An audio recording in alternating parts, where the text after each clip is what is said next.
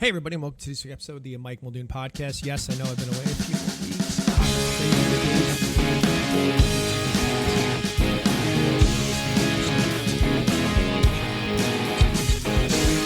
good. It's good. It's an adventure.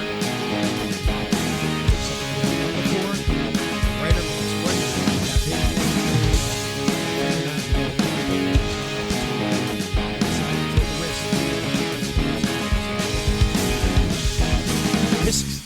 So it's crazy. I think I'm going to be able to get more consistent out with my podcast because I'm down here in my office. I finally got my office set up at my shop. I have a office space, and if you can hear a little humming, that's probably one of the generators or something going on. So I apologize for that, but it's been crazy. I've been very fortunate. We've been busy, but you know, it's still, no matter what, it's still sometimes it could feel scary. We just suddenly hit a busy season, not a busy season, a slow season because schools went out. All of a sudden you see a drop in sales, you see a drop on customers, you see a drop on everything. So of course fear starts rising. And again, you know, as I often talk about in life, fear is the one thing that holds most people back. Fear is the thing, right? And the thing about it, and this is what I'm going to talk about again, I'm probably always going to talk about it because it's the one thing, if you think about what is holding you back, you are scared of something. You're scared of it not working out. You're scared of being rejected. You're scared of whatever it is because that's what fear does. But here's the thing, and we all assume that fear is there to stop us from hurting ourselves. By having fear, it stops us from really, you know, from doing damage to ourselves. But the truth of the matter is fear doesn't stop.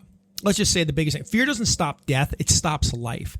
See, the thing is, most people think fear is there to protect us. And sure, sometimes it is. I mean, don't jump off a cliff. Don't run with scissors. Don't microwave metal, which you'd be surprised one of my employees did one time.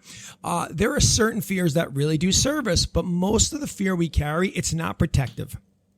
It's paralyzing.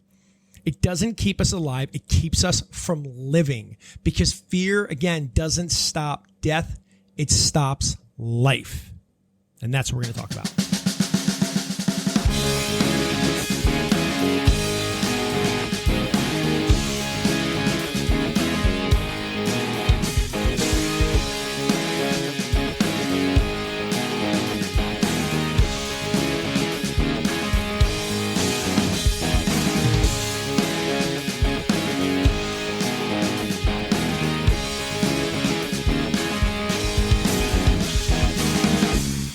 Here's the truth no one tells you.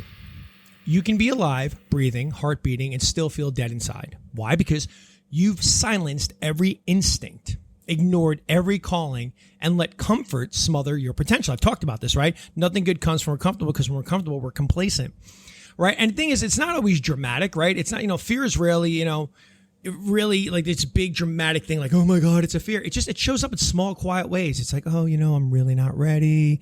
I'll do it later. Maybe I'll do it next year. Or what if I fail? What will others think? Now, if you read my book, 5 Basic Keys to Living Successful in Between, I talk a lot about that one. You know, but that voice, that's not caution. That's just fear in disguise, and it's stealing your time. And not just that, but it's stealing your dreams. There was an author, I forgot what their name is. I want to say it's like Anaïs Nin. She basically wrote this quote one time. I'm a big quote guy. If you listen to my podcast, you know it says, "And the day came when the risk to remain tight in a bud was more painful than the risk it took to blossom." And that is so true. I mean, that's the crossroads we all hit eventually, especially if we want to try something new. You know, life eventually presents things for us, and then we have to make a decision. But a lot of times for people, the crossroads is, you know, it's the job they don't apply for, right?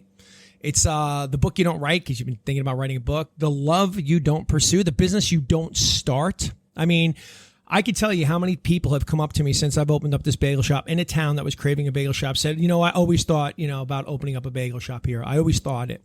Oh, my friend thought about it. Everybody thinks about it, but guess what stopped it? Probably the fear. The fear of what if it doesn't work? Now, I get it. I get that fear. But I was still willing to push ahead and take a shot at it. Right? So the business you don't start, the life you never build because fear kept whispering to you, stay here. It's safe. Remember, the body, the mind, right? Just like the body, path of least resistance. But safe is a short-term reward with a long-term cost. You can live your whole life like that, carefully, cautiously, and reach the end never having really lived. And like I've said a million times, life is about living. Most people just exist. And that's the real danger. We all die. That's the one promise life makes us, but not everyone lives because they let fear stop them from even starting anything. So here it is. Do that thing. Take that leap. Make that call. Go all in. Not because you're fearless, but because you're done letting fear sit in that driver's seat of your life. You don't need to be fearless to change your life. You just need to decide that fear doesn't get to run your life anymore. Because fear doesn't stop death. It stops life. And life's too short to let it. All right? Life's too short to let it. So whatever you're thinking about, whatever goal you had, because I talk to people all the time. Oh, I wish. And again, we can justify it in our minds as the time's not right. This isn't right. I don't have this. What I have that. But again, you're not rationalizing. You're not making a good decision. You're basically just dealing with fear in disguise. And that's what I got for you today. Thank you so much for sticking around with me and listening to me. And I'm sorry I've missed so many podcasts since I've started this business. A lot of my life has had to get readjusted to do this. But now I think with the office down here, and hopefully this humming isn't too loud, but my office set up downstairs and having a good space here to work out of, I think I should be more consistent with my podcast going forward. So again, thank you so much for listening. Thank you so much for sharing. I see the numbers growing. It's just really nice. Find somebody right now who you think who can use this podcast. Send it to them, and let's see if we can make some change in not only your life but in their lives as well. Okay. So listen, have a great week. Have a great, have a great day. We're going into the weekend shortly, and as always, I got nothing but love for you.